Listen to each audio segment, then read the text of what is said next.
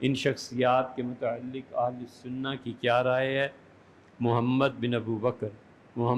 ابو بکر رضی اللہ عنہ صحابی تھے بھیا، اور رائے کسی کی کیا ہونی ہے؟ حضور اقدس صلی اللہ علیہ وسلم کی گود میں ڈالے گئے تھے۔ آخری حج جو حضور اقدس صلی اللہ علیہ وسلم نے کیا ہے، اس میں صحابہ رضی اللہ عنہ کا ایک جمع غفیر آپ کے ساتھ گیا تھا، اور حضرت اسماء رضی اللہ عنہ کے ہاں ان کی ولادت راستے میں ہی ہوئی تھی اس بچے کی، تو انہیں نہلا دھلا کے حضرت بکر رضی اللہ عنہ نانا ہوئے نا، تو وہ لے آئے تھے رسول اللہ صلی اللہ علیہ وسلم کے پاس اور آپ کی گود میں ڈال دیا تھا۔ تو نبی کریم صلی اللہ علیہ وسلم نے اپنا لعاب مبارک محمد بن ابو بکر کے منہ کھول کے بچے کے منہ میں ڈالا، اور پھر فرمایا کہ اس کا نام کیا ہے؟ تو ان کا اللہ کے رسول آپ رکھیں گے؟ تو آپ نے کہا سمو ہو گئی اسمی، اسے میرا نام دے دو، جو میرا نام ہے اس کا نام بھی وہی رکھو۔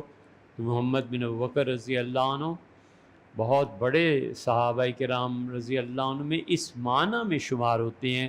کہ حضور اقدس صلی اللہ علیہ وسلم کی عنایات اس بچے کے حال پہ رہیں، اور پھر سیدنا ابو بکر رضی اللہ عنہ جو تھے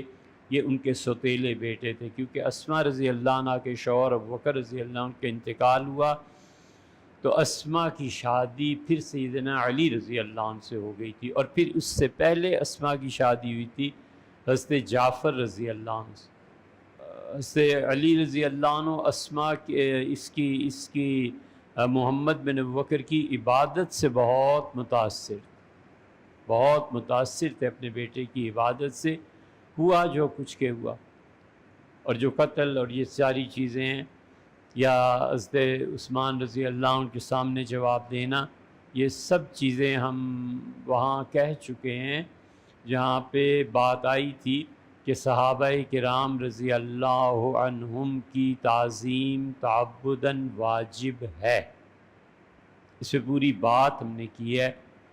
ہم نہ صحابہ رضی اللہ عنہ کو نامعصوم مانتے ہیں